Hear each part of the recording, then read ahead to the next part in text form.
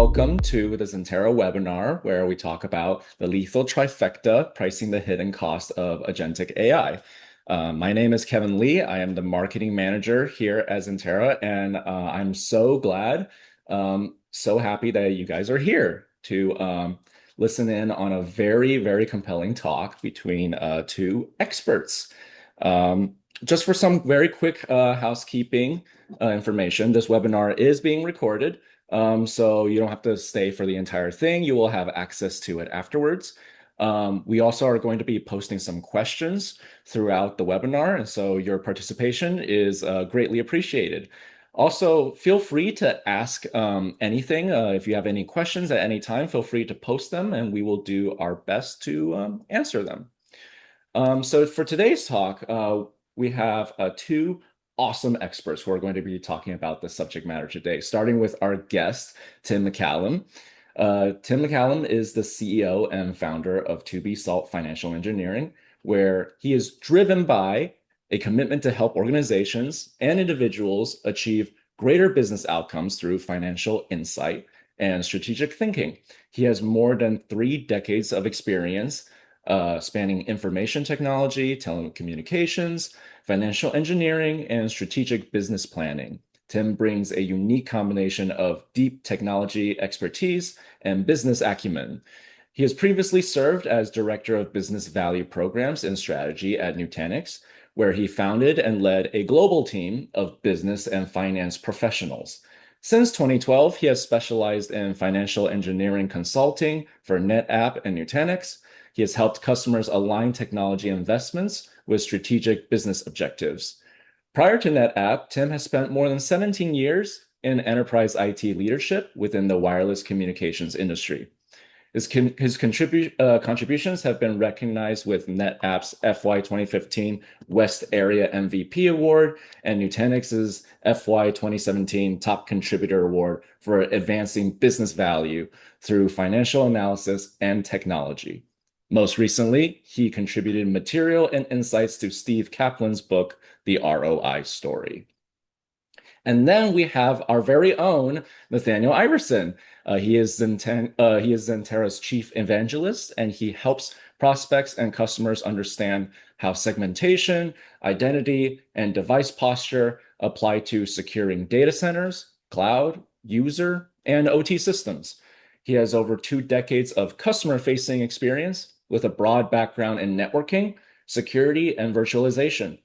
Nathanael has held positions in systems engineering, product management, and technical marketing, and has experience with enterprise data centers and telecommunications provider networks. He began his career designing and implementing large-scale data centers for the U.S. Air Force. Nathanael holds a degree in communication systems design from the Community College of the Air Force. And then, without further ado, I will turn it over and open the floor to Tim and Nathanael.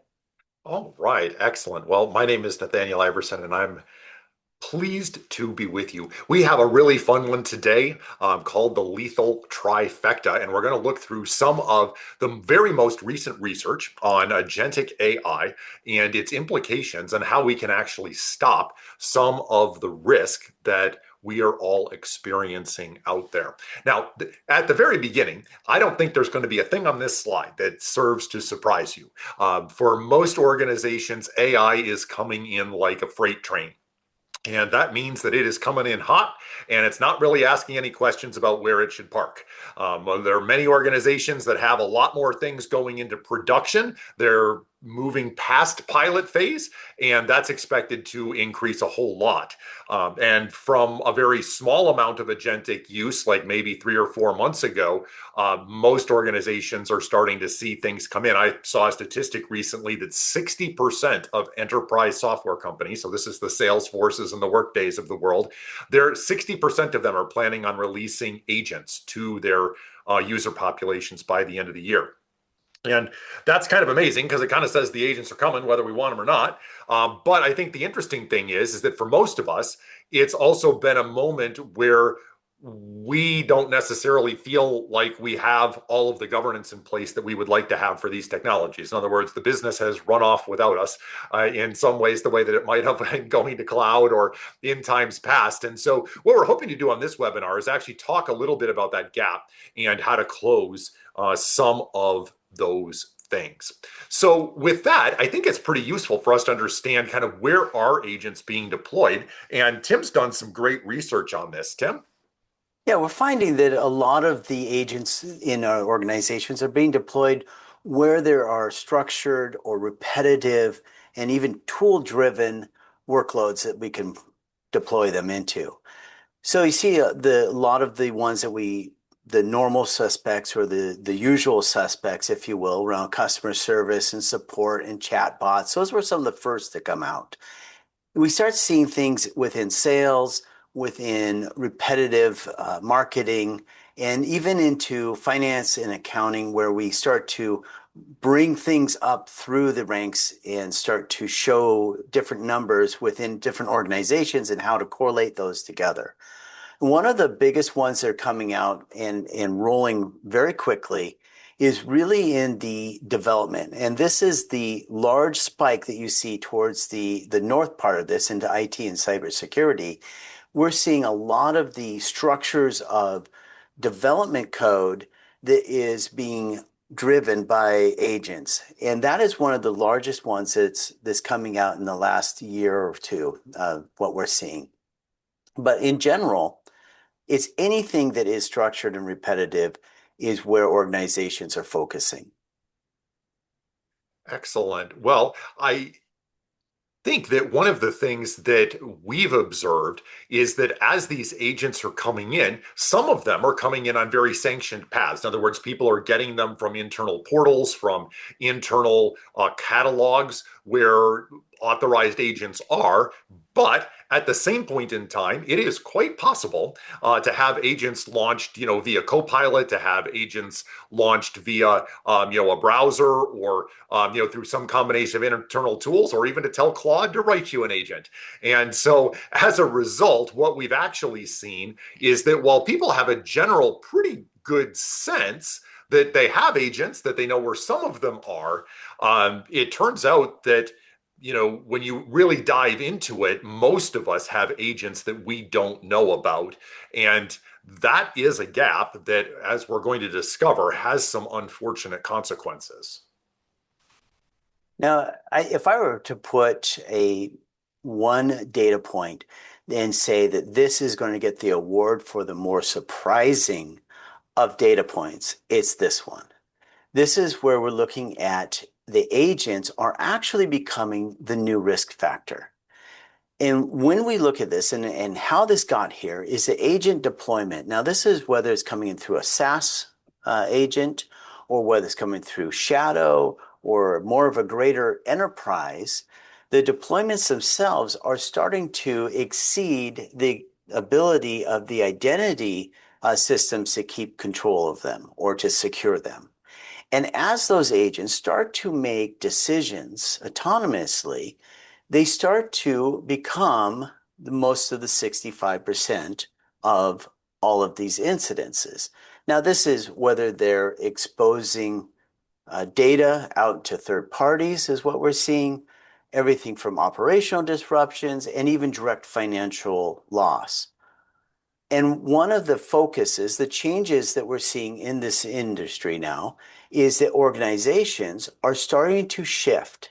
They're shifting to risk mitigation of the agent itself so that they can protect their organizations, not just from what they're trying to accomplish, but from the agent acting in a way that is creating new risk for their businesses. Yeah, I thought it was kind of fascinating that, only 11% of agents have passed baseline security bar, which kind of gets to that thing that the business is racing ahead to use these things, and Yeah. all of the testing may not be in place. For us here at Zentera, this journey actually started last fall. Some of our customers come from the semiconductor industry and the semiconductor design industry, and so they're busy trying to route literally billions of transistors and make all that work. And so obviously their boards are saying, hey, if you can accelerate this work with agents, like by all means do so. And of course, what happened predictably is engineering went and used a lot of agents. And that left a lot of security people with some of these basic questions. Like, I don't know how many there are. I know there's a lot. We had one team that thought they had about 50, and it turns out they had 1,500 running across 300 different projects internally. And so this kind of thing, it's not due to anybody's malfeasance. It's just the fact that it's pretty new. And because agents can even write themselves, it can take off a lot faster than people were expecting. And with different teams kind of adopting this on their own timeline, that makes it a lot harder to kind of keep a policy around them. And for many organizations, how do you enforce? Can you just use your firewall? Well, not really. Your firewall doesn't do a whole lot for a lot of agentic things.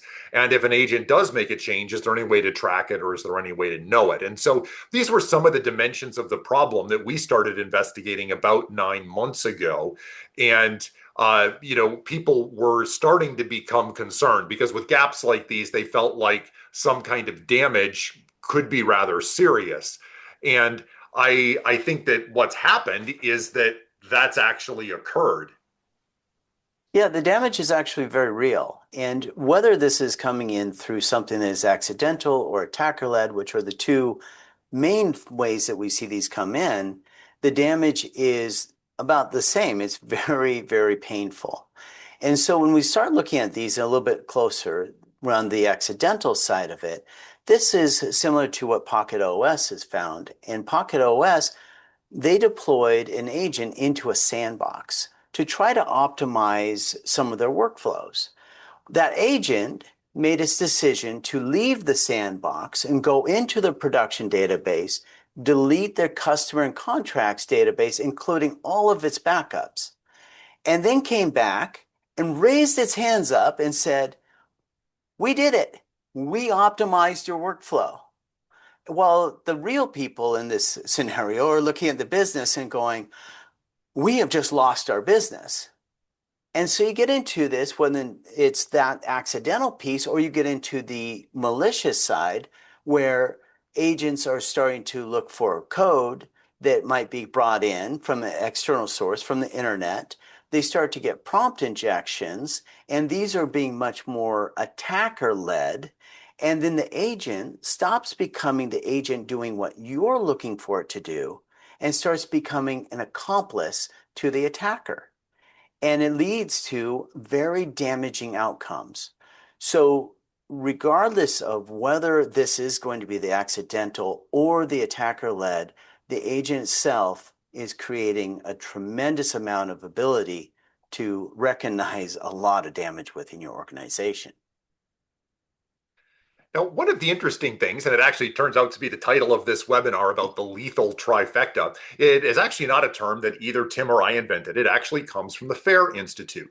And they did a study this year that basically said that in cases where there's problems with agents, it basically is when you have like these three things all true at one time. That's the place where the big damage comes from.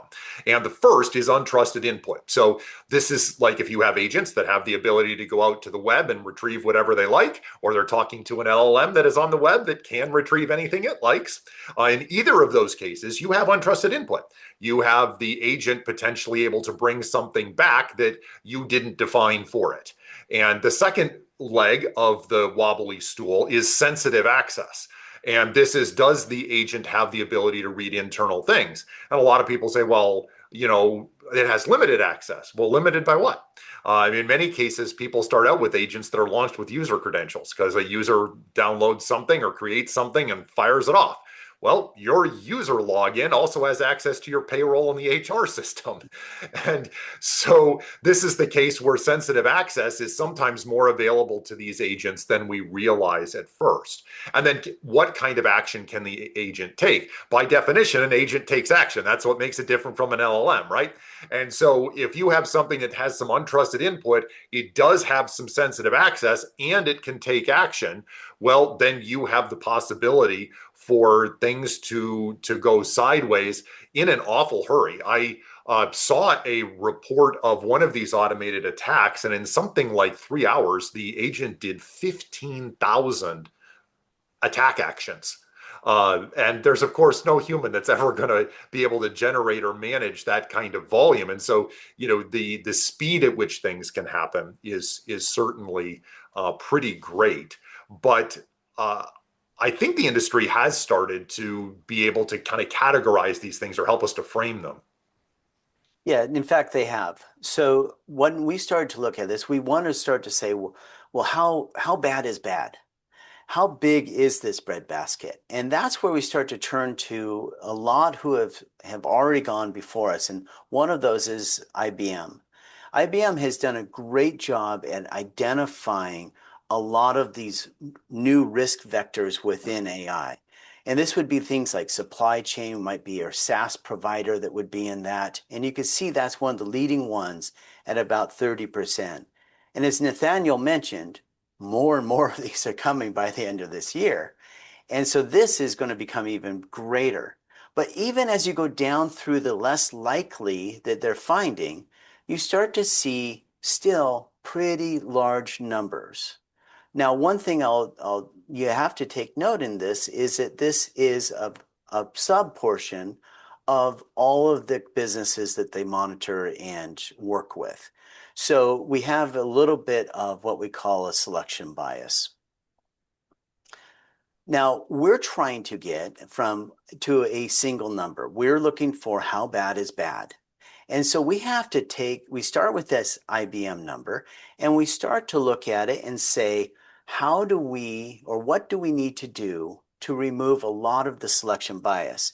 As I mentioned, there's about 600 organizations that are in that IBM number out of about 4,600. And many of these have been kept for a few decades now. And so we have to make some assumptions on what pieces do we need to adjust slightly so that we can extrapolate that 600 to the 4,600 and then out to a much more general population and be able to make this a usable single type of number. And that's what we did is went through each one of the elements and made these adjustments so that we can have something that is much more expanded. Now, then we run this through what we call Monte Carlo. We run this 10,000 times, and this creates a statistical curve of what type of likelihood we might be able to see and at what cost this might lead to. And as you can see, higher likelihood has a lower cost, and it starts to slide down to much more painful, but much less likely to occur. And so when we take in all of that and all of the times at which we're not have any incident or we have no pain, everything's going great, we start coming down to what's still a very large annualized number of nearly $3 million. And that's the number that gives us something as a starting point to understand what the size of this breadbasket might look like. Well, I think it's interesting because there's like you can't help but notice the 2.9 on the slide in the big box. But I think the other thing is that the likelihood of being impacted by an agentic incident is actually above 25%. It's better than 1 in 4. Yeah. And so it implies that there's actually a lot more exposure to the things of this trifecta than maybe any of us would want. And to that end, what we want to do is share some of the things that we've actually learned from being in the trenches with end users and start to share some of the architectural principles that we've derived that are useful in order to actually break that trifecta. One of the preliminary things that I'll throw out is that as we worked with some of the semiconductor companies in Taiwan and here in the States, we very quickly realized that there were three different control points that were needed. There's some need to have control actually at the endpoints, and this makes sense. If users are firing agents from a desktop or a laptop, as the case may be, you're going to need to have some control there in order to inspect or to catalog what's there, and then to sandbox and control what the agents are capable of doing. It makes sense that in the middle that you would need some type of control around IT and OT systems. After all, if these agents are going to reach into your environment and take action and do something, wouldn't you want some kind of control around the thing they're trying to get to? Well, of course you would. And so we realized that that was necessary. And the piece that we hadn't fully anticipated was that there had to be an AI native portion of the control. Simple firewall controls or segmentation was not going to be enough, because in everybody's environment, one of the first things that AI does is figures out how to overwrite proxy files. It figures out how to spawn user processes, on other systems so that it can get around access control.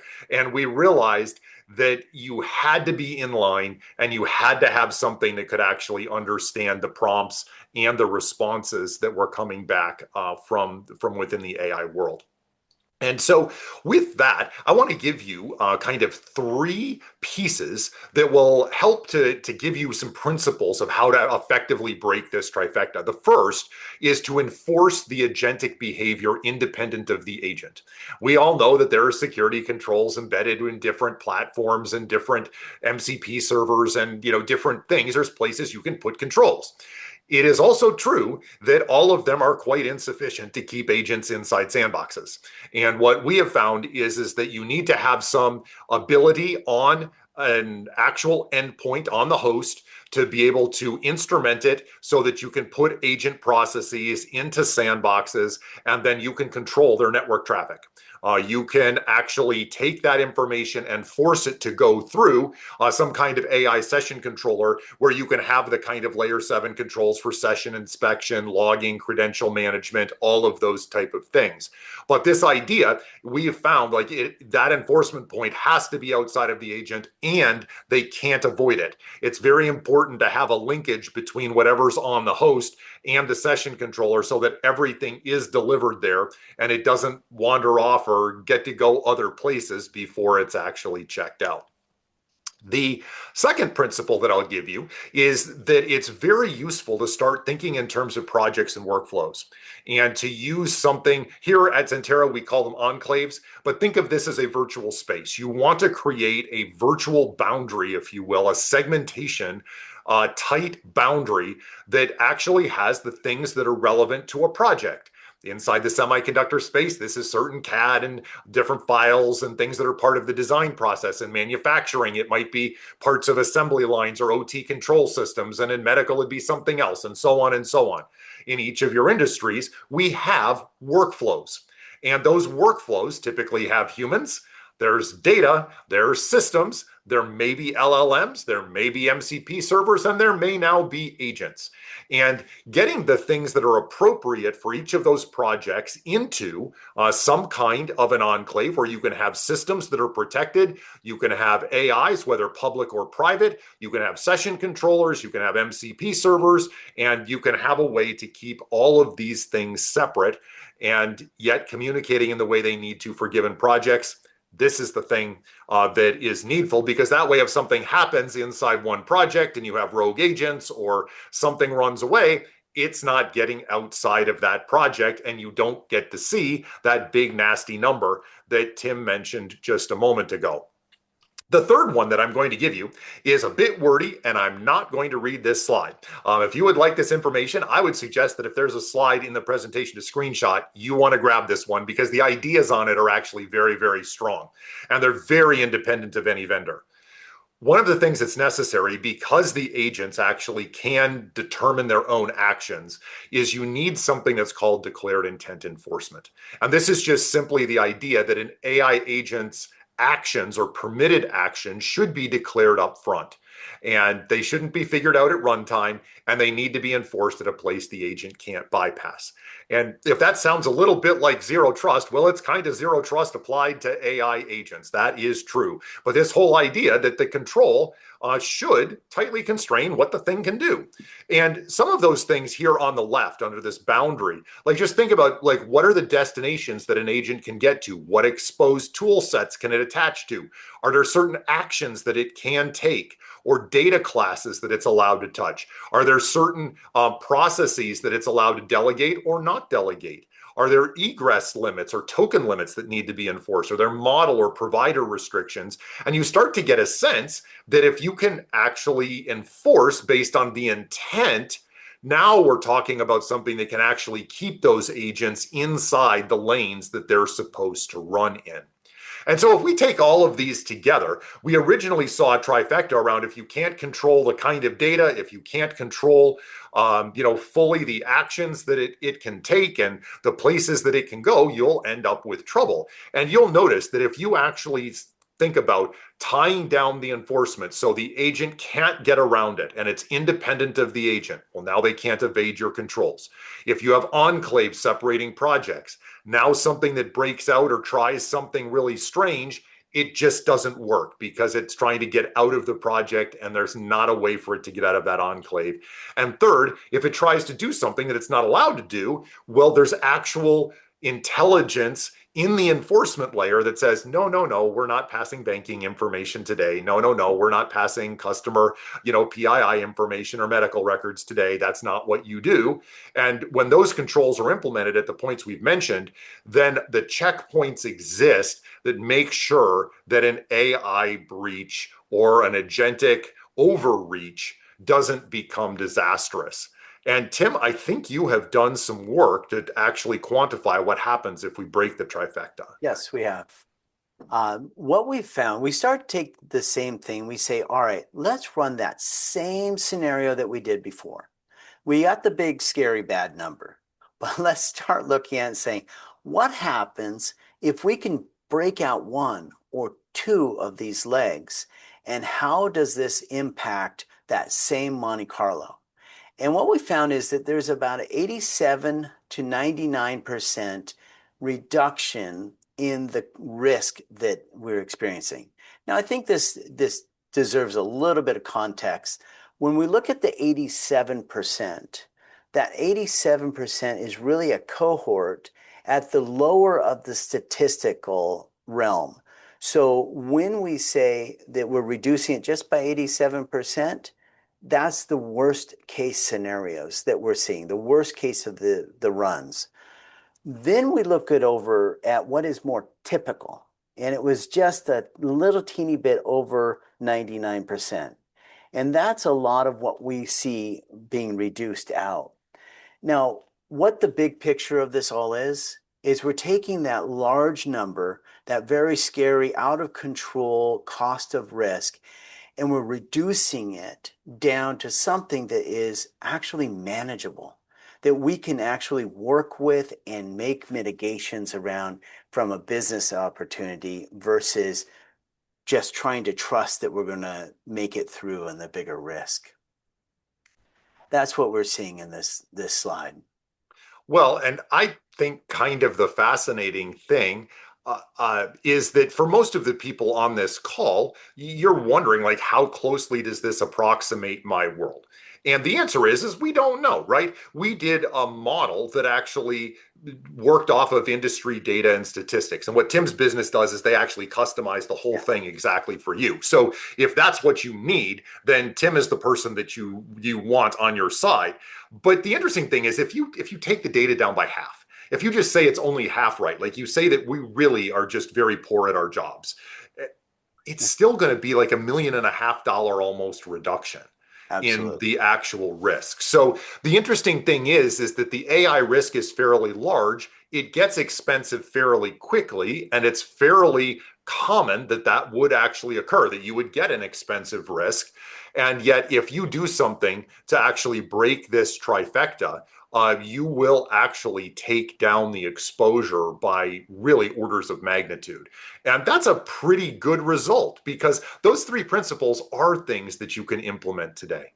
Well, as we start to bring this to the question and answer session, I'd like to kind of leave you with a couple of next steps. The first is that if you need help in actually finding out where the agents are and what they're doing and what the flows are and what's compliant and not, and where your project boundaries need to be and things like that, you should definitely reach out and give us a call. When you need to model and measure the risk, this is what Tim's business does, and he does it for some of the largest companies in North America.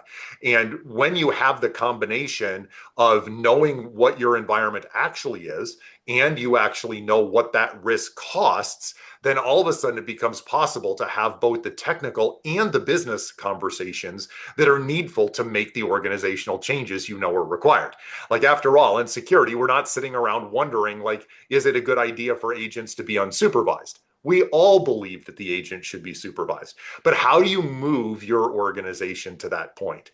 And I think that the answer to that comes from the combination of the technical diligence of actually knowing what you can know, and then applying to that some rigorous business logic and modeling.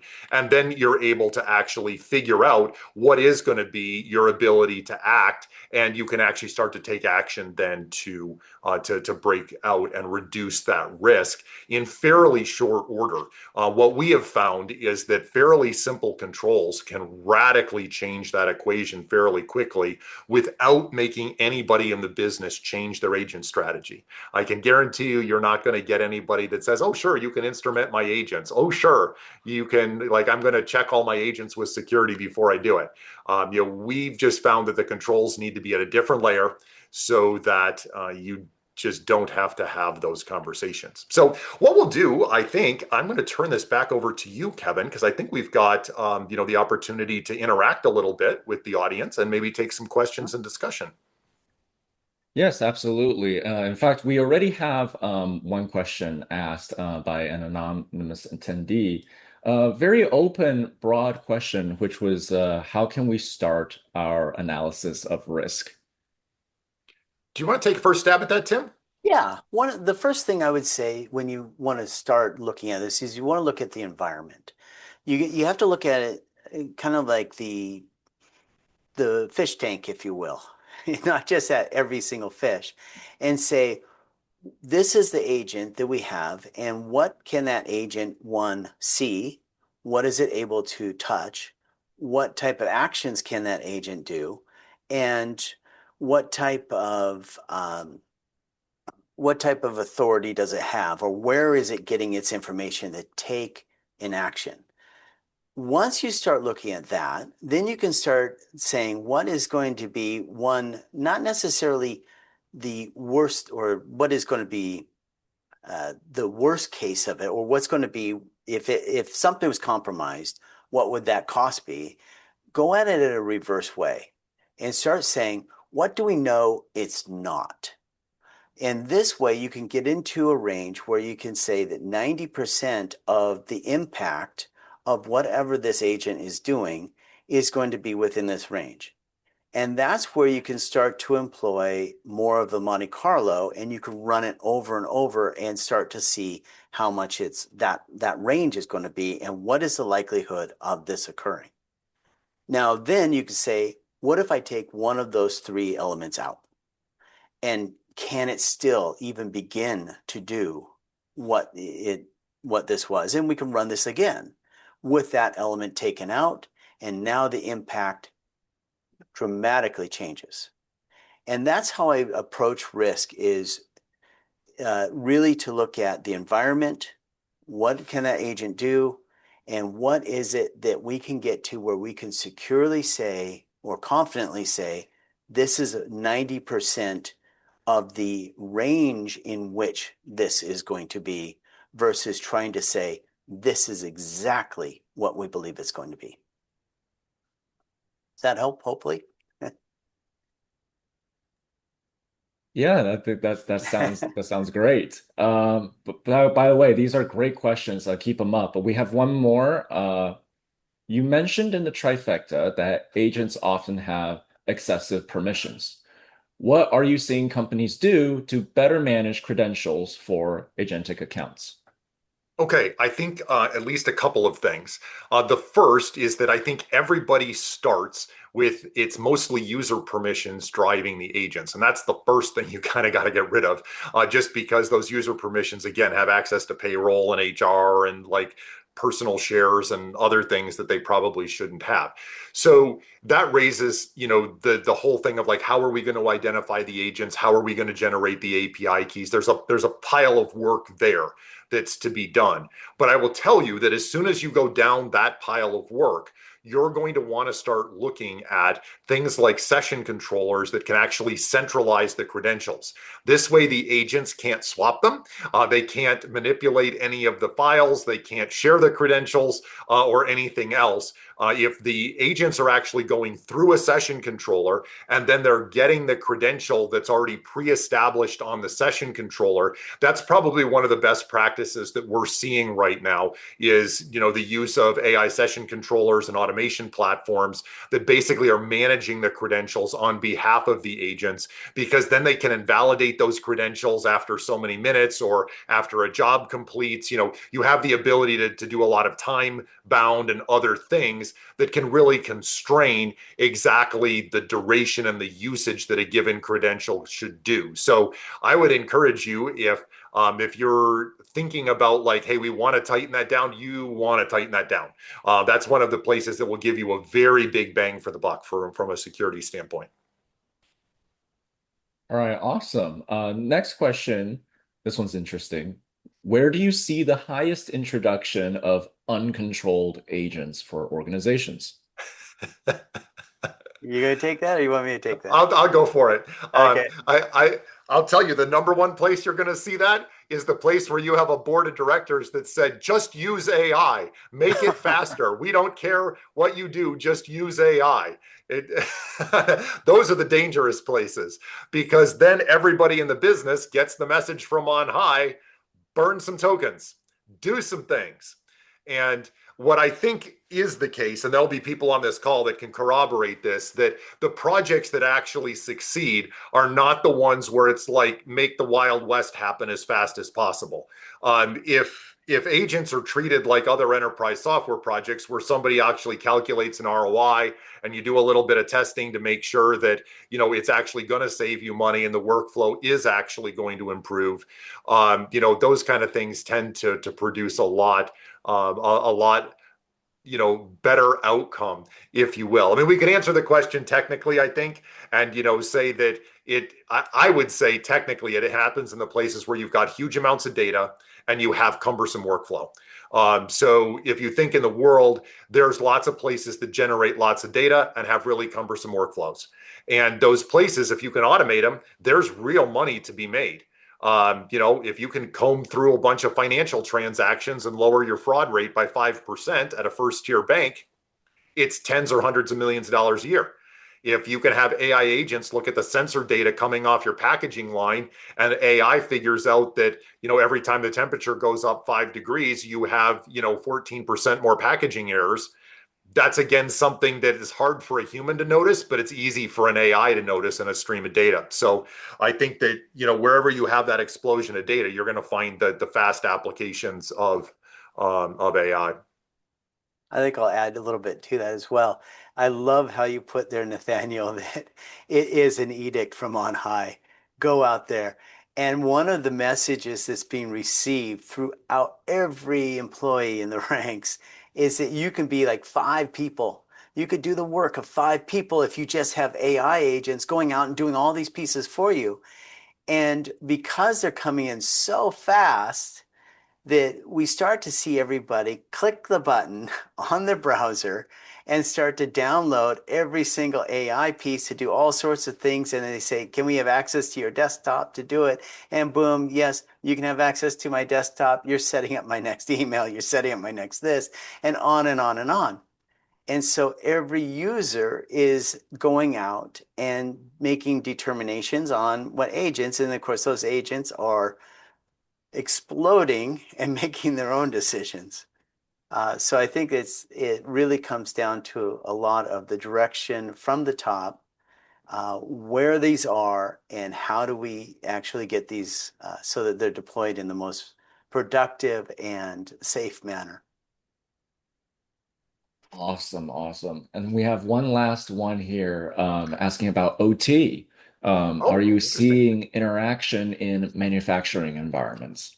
We are. And we definitely are. And the interesting thing about the OT environment is I think it's especially challenged in terms of securing it from AI. And I say that for this reason.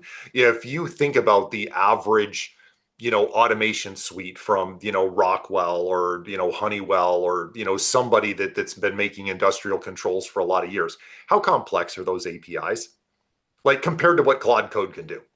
Not very. And so, what is very obvious is that if you decided that, what, instead of this 15, 20-year-old package on Windows, 3.1 to run this automation suite, I'm just going to tell Claude the outcome of the API and the things I want to do and have it build me a custom little widget. And I'll bet you that Claude can do that in about 15, 20 minutes because these are not complex APIs. And so what that means is that it's relatively easy for AI to either drive or take data from an OT environment. It's not that complex relative to some of the things like writing a C compiler or something or routing a bunch of circuits at a semiconductor company where they've got literally billions of transistors. So in the OT world, the fact that many OT networks are so very flat and they're so very open means that it's kind of an extra risk target environment. And so we have had a number of people that are manufacturers and they have the exact same problem. It's just that they have an uncommonly vulnerable environment in their OT world. And so, this is something that here at Zentera, we have an OT business. So it's natural for us to kind of take this on and be able to deal with both segmenting the OT environment as well as then instrumenting it for AI. It's a thing that we do. So if you are from that world, we should probably talk afterwards. Okay, I think that's all of the questions. Does anyone does any of the attendees have any last questions? Now's your chance to drop them. I think we're good. Before we go, Nathaniel and Tim, any final thoughts? Yeah, would you like to go, Tim? Sure. I just like to just let you guys be aware that if you need help or you're looking at how do I bring in understanding risk, that's what we do here at 2B Salt. We have proven methodologies to be able to identify and qualify all of the different business costs, those risks, and run the Monte Carlos to be able to make changes and understand cost structures so that you can make informed decisions. So if there's anything that we can help you with, please reach out to myself, and I would be happy to sit down and start to chat with you and see where we might be able to help you. Excellent. I think my takeaways from this would just be I don't think that I was aware at the beginning of my work with Tim, just that it was probably about a 1 in 4 chance whether somebody would have an agent related security problem in a given year. That's pretty high. I mean, and the fact that these tend to be expensive, it really does point out that no one in security is wrong for thinking that they need a better handle on this. everybody's the voice in the back of your head is exactly right. We need a better handle on this. And if you need to do some work to do some discovery, if you need to do some work to contain things, if you need an AI session controller, if you need to lock down some of your internal systems and your endpoints to kind of break this trifecta down, that is what we do here at Zentera. So we'd love to hear from you. You can reach out to me or hit us on our website, so on and so forth. And we'd be happy to get some of our solution engineers to wrap this up, and we can keep Tim involved to get you the modeling data and all of those kind of things. So we'll look forward to hearing from you soon. All right, awesome. Well, thank you all so much. Thank you, Nathaniel and Tim, for the presentation. Thank you, everybody who's here and who's listening. We'll see you next time.